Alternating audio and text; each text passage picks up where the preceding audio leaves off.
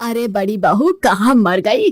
सारी रात बच्चा चिल्वाई सोने नहीं देती, सिर दर्द से फटा जा रहा है। अब ला चाय तो दे दे, वरना मेरे दिमाग की नस फट जाएगी। सास की ये आवाज बहू सुमन के कानों तक गई। सुमन की कमर में दर्द था जिसने उसे सोने नहीं दिया। उसके दो छोटे छोटे बच्चे थे, 3 साल का सोनू और 8 महीने की पीहू। पीहू को बुखार था और वो पूरी रात सुमन की छाती से लगकर रोई थी। वो बस अभी सोई थी कि दादी की तेज आवाज से वो जग गई। उफ, सिर फटा जा रहा है। मुन्ना चुप हो जा बेटा, मम्मी अभी चाय चढ़ाकर तुझे गोद में लेगी। सुमन ने उसे फिर से थपकिया देकर सुलाया और खुद उठने ही वाली थी कि तभी उसकी सास कमरे में ही आधम की।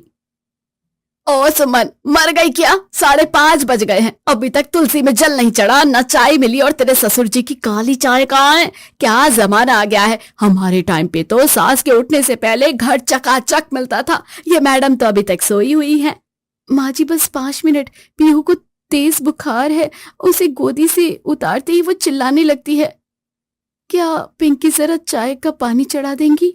इतना सुनते ही पास आंगन में खड़ी पिंकी तुनक कर बोली, ओहो भाभी, मेरा कॉलेज है आज, मैं आपकी नौकरानी नहीं हूँ। बच्चे आपने पैदा किए हैं तो आफत भी आप ही झेलिए, और चाय तो आप ही बनाएंगी। मम्मी देख लो भाभी को, सुबह सुबह हुक्म चला रही है।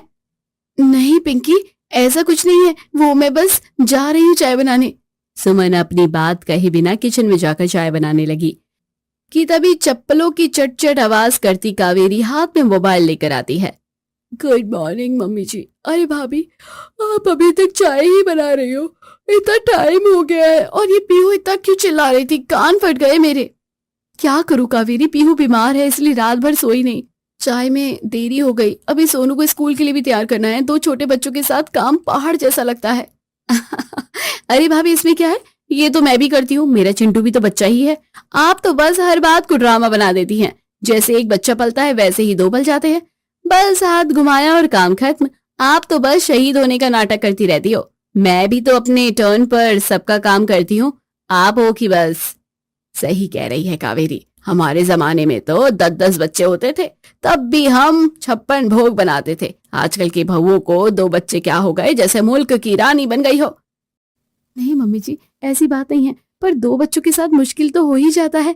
चाय दे दे देवी, अपने ये प्रवचन बाद में सुना लेना, जब देखो तब ज्ञान देने लग जाती है। हाँ भाभी, मेरी भी चाय दे देना आकर, मैं राहुल को स्कूल के लिए तैयार कर दूं। और हाँ, आप सोनू का टिफिन बना रही हो ना, तो राहुल का भी बना देना। मैंने भी कल सोनू का बना दिया था ना। कावेरी थोड़ी मदद कर देती, तब तक मैं पीहू का डायपर चेंज कर देती। भाभी मैं कर देती, पर सच में राहुल को देर ही हो जाएगी स्कूल के लिए। इतना कहकर सास और देवरानी तो चलती बनी। सुमन ने फटाफट चाय बनाई, सबको चाय देकर फिर जल्दी से वो लंच और नाश्ते की तैयारी करने लगी। प्यास से उसका गला सूख रहा था, पर उसके पास एक कप चाय पीने तक का समय ना था। सुमन ने नाश्ता बनाया, फिर बच्चों का लंच और उन्हें स्कूल भेजने के बाद वो सोफे पर पसर गई। हे भगवान, कितना कठिन है 2 बच्चों के साथ सब करना। क्या दीदी, कल मैं भी तो सब करके राहुल को स्कूल भेजी, मैं भी तो परेशान नहीं हुई। मैं तो परेशान नहीं हुई, पर आप होगी हर टाइम बस एक ही बात। कुछ नहीं कावेरी भाभी, सुमन भाभी को हर टाइम अटेंशन पाने का शौक चढ़ गया है। सुमन पिंकी और कावेरी की बात का जवाब देती कि तभी सास वहां आ गई और उसने दोनों बहुओं से कहा, सुमन के राशन के सामान की लिस्ट है, शाम को किराना से ले आना। जी माँ जी।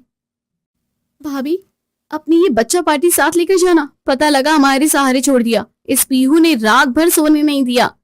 पर माँ जी, 2 बच्चों के साथ सामान कैसे लेते बनेगा? अरे भाभी बस करिए, बच्चे हैं, सो जाएंगे गाड़ी में। बाहू, तुम हर बात में अपनी ये नौटंकी शुरू ना किया करो। हमारे टाइम में तो औरतें खेतों में काम करती थी और साथ में 2 बच्चे भी रखती थी। तुम्हें तो कार से लद के जाना है और लद के आना है। सास, ननद और देवरानी की बातों से सुमन चुप हो गई और फिर शाम को वो अपने दोनों बच्चों के साथ बाजार पहुंच गई। बाजार में भीड़ और शोर दोनों था। तभी सुमन के बेटे ने जिद कर दी, मम्मी मुझे ये चॉकलेट आइसक्रीम चाहिए। बेटा, नुकसान करेगी, पीहू को भी वैसे ही फीवर आ रहा है। नहीं मम्मी, मुझे चाहिए तो चाहिए। इतना कहकर सोनू कुछ दूर भाग गया। वो खो ना जाए इसलिए सुमन तुरंत उसके पीछे भागी। सुमन की गोद में पीहू थी जिससे वो परेशान हो रही थी। बड़ी मुश्किल से उसने सोनू को पकड़ा और मनाया, तभी पीहू ने पॉटी कर दी। ओ नो, ये पीहू ने तो पॉटी कर दी। कावेरी, फिर सुमन वापस कार के पास गई और उसने पीहू को साफ कर कपड़े चेंज किए और फिर वापस आई। ये बच्चे भी ना, इनके चक्कर में आधा घंटा बर्बाद हो गया। ऊपर से सोनू अब भी जिद कर रहा है। जैसे जैसे सुमन ने सब सामान खरीदा और गाड़ी में रखवा कर घर वापस आई, उसने देखा कावेरी मस्त सोफे पर बैठकर रील बना रही थी। क्या कावेरी, बैठकर रील बना रही हो तुम? सामान तो ला सकती थी ना कम से कम। मैं कितना परेशान हुई बच्चों के साथ। सोनू ने जिद करती बाजार में भागने लगा। उसी टाइम में पीहू ने भी पॉटी कर दी थी। इसमें क्या भाभी, मेरा बच्चा भी बहुत जिद करता है, मैं तो संभाल लेती हूँ। आपकी जरा से में सांस फूलने लगती है। मेरे एक नहीं 2 बच्चे हैं। तो क्या हो गया, डबल मेहनत नहीं होती, बस थोड़ा सा एडजस्ट करना होता है। पर पीहू अभी छोटी है, तुम्हें इसे रख लेना चाहिए था। अरे तो इसमें क्या, राहुल भी छोटा है। देखिए मैं कितनी आसानी से सब मैनेज कर लेती हूँ। आप है कि बस रोती ही रहती है, और आप क्या चाहती है कि मैं ही घर के काम करूं और बाहर के भी, आप बस ऑर्डर दो। ऐसा कुछ नहीं है, कल मैंने भी सारा काम किया था। वो तो सब जानते हैं कि कौन क्या करता है। इतना कहकर कावेरी अपने कमरे में चली गई। ये भी ना, मैं थोड़ा आराम कर लेती हूँ, पीहू भी सो गई है, फिर रात के खाने की तैयारी कर लूंगी। इतना कहकर सुमन कमरे में जाकर लेट गई और उसने अपनी आंखें बंद कर ली कि तुरंत पीहू उठ गई और जोर जोर से रोने लगी। सुमन तुरंत उठ गई और पीहू को सास के पास ले गई। अम्मा जी, पीहू को थोड़ी देर रख लीजिए, मैं बहुत थक गई हूँ, थोड़ा रेस्ट कर लूं, अभी खाना भी बनाना है। अरे तो पीहू को वही किचन में लेटा के खाना बना लेना। आकाश और माधव को किचन में मैं लेटा के सब काम कर लेती थी। तुम भी कुछ सीखो। मैं जा रही हूँ पूजा करने मंदिर। इसने कुछ पॉटी वगैरह कर दी मेरे ऊपर तो नहाना पड़ जाएगा। इतना कहकर सास रंजना देवी वहां से गायब हो गई। फिर क्या, सुमन ने बड़ी मुश्किल से पीहू को संभालते हुए रात का खाना बनाया। धीरे धीरे दिन बीतने लगे। सुमन को लगता था पीहू थोड़ी बड़ी हो जाएगी तो उसका काम कम हो जाएगा, पर ये उसकी सबसे बड़ी गलतफहमी थी। एक दिन ससुर जी ने ऐसी खबर दी जिससे पूरे घर में खुशियों का माहौल हो गया। अरे सुनती हो भाग्यवान? क्या जी, सुन रही हूँ। क्यों गला फाड़ कर चिल्ला रहे हो? अरे खुशखबरी है, वो मेहता जी का फोन आया था, उन्हें हमारी पिंकी पसंद आ गई है, और तो और उन्होंने तो अगले महीने शादी की डेट भी निकलवा दी। क्या आप सच कह रहे हैं जी? हाँ सच। अब तो हमारी पिंकी राज करेगी बैठे बैठे। पूरे घर में खुशी का माहौल था और कुछ दिन बाद शादी की तारीख भी पास आ गई। घर का आंगन शादी की तैयारियों से गूंज रहा था। गेंदे के फूलों की महक थी, चारों तरफ रंगीन लाइटें जगमगा रही थी। पिंकी की शादी में अब बस 2 ही दिन बचे थे। घर मेहमानों से खचाखच भरा था। चाचा चाची, बुआ फूफा और दूर के रिश्तेदार, हर तरफ हंसी ठहाके थे। लेकिन इस शोर के बीच रसोई से आती बर्तनों की आवाजें और एक बच्चे के रोने की आवाज किसी को सुनाई नहीं दे रही थी। सुमन का चेहरा पसीने से तरबतर था। एक चूल्हे पर चाय का बड़ा पतीला चढ़ा था, दूसरे पर मेहमानों के लिए सब्जी पक रही थी कि तभी उसका 3 साल का बेटा सोनू उल्टियां करने लगता है। सोनू बेटा, क्या हुआ? कावेरी, ओ कावेरी, जरा देखना, सोनू को बहुत तेज बुखार है और इसे उल्टियां भी हो रही है। भाभी प्लीज चिल्लाइए मत, मैं अपनी आंखों का मेकअप कर रही हूँ। हाथ हिल गया तो सारा लुक खराब हो जाएगा। और सोनू को क्या है? बच्चे तो बीमार होते रहते हैं, ठंडी पट्टी करके सुला दो। पर वो परेशान है, मैं काम कर रही हूँ। भाभी सुबह 50 लोगों का नाश्ता अकेले बनाया मैंने। बच्चा मेरा भी है, हर टाइम एक ही बात ना कहा करिए। कावेरी का ताना खत्म नहीं हुआ था कि तभी पिंकी वहां गई। भाभी मेरा लहंगा प्रेस होकर अभी तक अलमारी में क्यों नहीं टंगा? और पार्लर वाली दीदी आने वाली है, उससे पहले मुझे और मेरी सहेलियों को गर्मा गर्म सैंडविच और कॉफी चाहिए, जल्दी कीजिए। पिंकी मेरी हालत तो देखो, सोनू की तबीयत ठीक नहीं है, नन्ही परी को भी दस्त लगे हैं। मैं अकेले 50 लोगों का नाश्ता बनाऊं या बच्चों को संभालूं? कम से कम कोई डॉक्टर को तो बुला दो या इसे हॉस्पिटल ले जाओ। बहू ड्रामे कम कर, शादी का घर है, थोड़ी बहुत बीमारी हारी चलती रहती है। नींबू पानी दे दे, बच्चा ठीक हो जाएगा। हम भी तो अपने जमाने में बच्चों को गोद में लेकर शादियां भुगतते थे, तू तो जरा सी बात पर पहाड़ बना देती है। जा पहले मेहमानों के लिए कचौड़ियां तल, और वो सब नाश्ते का इंतजार कर रहे हैं। सुमन परेशान थी, पर उसने जैसे तैसे सोनू को सुलाया और पीहू को गोद में चिपकाए सुमन गरम कढ़ाई के सामने खड़ी हो गई। जैसे ही उसने कचौड़ियां तेल में डाली, तेल की कुछ गरम छींटे उछलकर उसके हाथों में गिरी। वो दर्द से कर्रा उठी, लेकिन हाथ रोकने की फुर्सत नहीं थी। तभी कावेरी रसोई में आती है, अपने फोन पर रील बनाते हुए। भाभी आप कितनी ओल्ड स्कूल हो, इतना लोड क्यों लेती हो? देखिए मुझे मैं कितनी स्मार्टली सब मैनेज कर रही हूँ। मैंने अपनी सारी ड्रेसेस पहले ही सेट कर ली है, मेकअप आर्टिस्ट बुक कर लिया है और मेहमानों के साथ गॉसिप भी कर रही हूँ। कावेरी, मदद करना स्मार्ट होने के खिलाफ नहीं है। तुम भी तो इसी घर की बहू हो। क्या तुम्हें नहीं दिखता कि बच्चे बीमार हैं? भाभी, अभी इमोशनल कार्ड मत खेलिए। मैंने सुबह का सारा नाश्ता बनाया था और ये क्या हर टाइम बच्चा बच्चा। अभी पिछले महीने मेरी सहेली विभा की शादी थी। उसकी भाभी के भी तो 2 छोटे छोटे बच्चे हैं। वो भी तो पूरे टाइम सज धज कर नाचती रही। उसने तो एक भी बार नहीं कहा कि वो परेशान है। आप ही बस रोना रोती रहती हो। वो भी तो माँ है, वो परेशान क्यों नहीं हुई?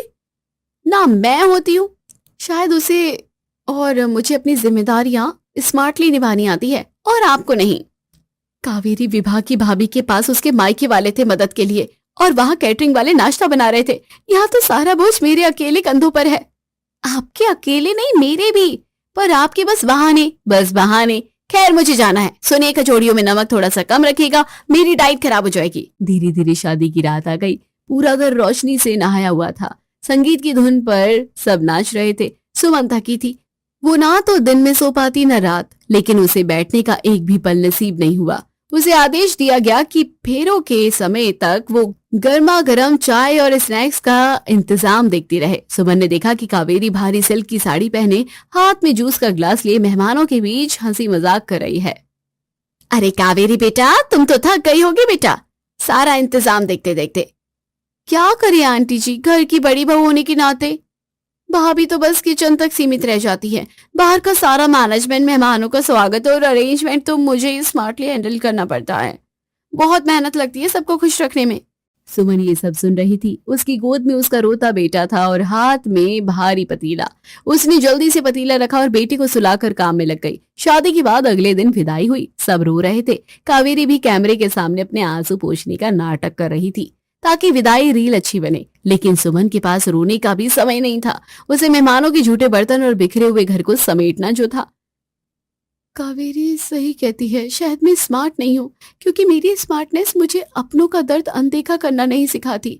सूरज की पहली किरण के साथ शादी संपन्न हुई। सब थक कर सो गए, लेकिन सुमन अब भी रसोई में थी और बच्चे सारे काम निपटा रही थी। धीरे धीरे कुछ महीने बीत गए। पिंकी अपने ससुराल चली गई। अब कावेरी की गोद में भी दूसरा बच्चा आ गया। उसका बड़ा बेटा अब 4 साल का था और छोटा मुन्ना अभी सिर्फ 5 महीने का। सुमन के बच्चे अब स्कूल जाने लगे थे, लेकिन कावेरी के लिए असली सर्कस अब शुरू हुआ था।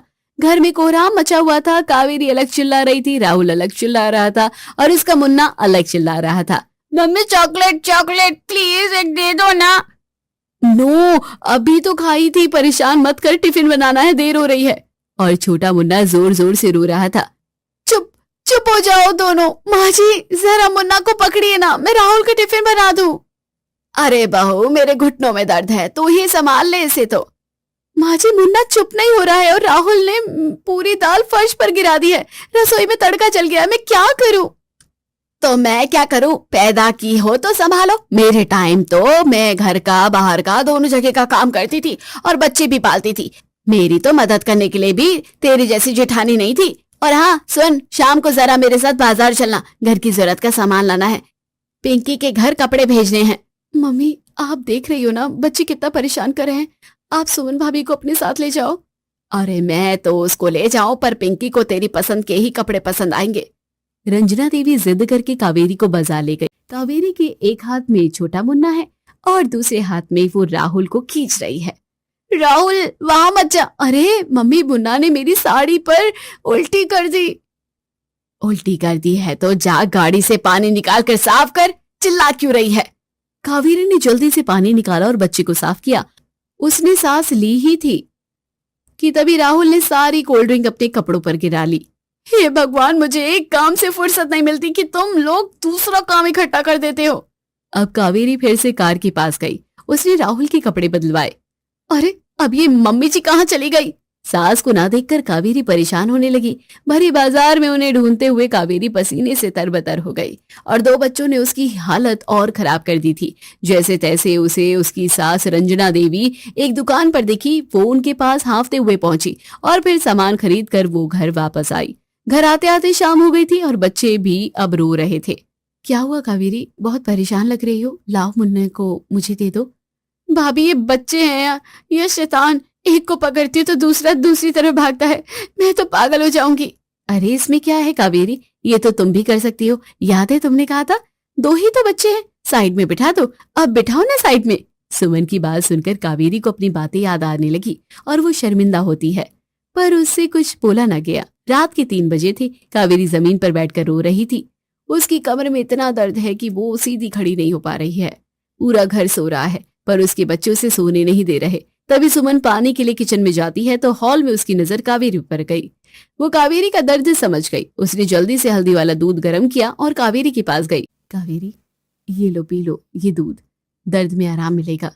भाभी मुझे माफ कर दो, मैं कितनी बड़ी मूर्ख थी। जब आप बीमार बच्चों के साथ पूरी रसोई संभालती थी तो मैं आपका मजाक उड़ाती थी। मुझे लगता था आप जानबूझकर थकी होने का नाटक करती हो। पर आज जब मेरे 2 बच्चे एक साथ रोते हैं तो मेरा जी करता है कि मैं इस घर को छोड़कर भाग जाऊं। तो अब आ गया ना स्वाद। भाभी प्लीज माफ कर दो। सुमन का दिल पसीज गया। वो कावेरी के पास बैठ गई। कावेरी, एक औरत जिसके 2 छोटे बच्चे हो, उसका कोई दोस्त नहीं होता, कोई परिवार नहीं होता, सिर्फ जिम्मेदारियां ही बेड़ियां होती हैं। तुमने मुझे बहुत सताया, पर आज तुम्हारी हालत देखकर मुझे बहुत दुख हो रहा है। सास ससुर का कमरा पास ही था, उन्होंने ये सब देख लिया रंजना। जब सुमन पिस रही थी तब तुम और कावेरी तमाशा देखते थे। एक माँ जब 2 बच्चों को पालती है ना तो वो हर रोज एक जंग लड़ती है। आज रंजना देवी के मुंह पर ताला था। शायद उन्हें अपना बीता समय याद आ गया। कावेरी को दुखी देख सुमन ने उसे हंसाने के लिए कहा, तो कावेरी तुमने बताया नहीं, अब आया स्वाद कि 2 छोटे बच्चों के साथ घर संभालना कैसा लगता है? हाँ भाभी, और ये जाएगा पूरी जिंदगी याद रहेगा। अब कभी किसी की मजबूरी को इसमें क्या है नहीं कहूंगी। हमें दूसरों की जिंदगी हमेशा आसान लगती है जब तक हम खुद उस आग में न जले। 2 छोटे बच्चों की माँ होना कोई खेल नहीं, एक तपस्या है। कभी किसी की मेहनत का मजाक मत बनाइए, क्योंकि वक्त का पहिया जब घूमता है तो स्वाद चखना ही पड़ता है।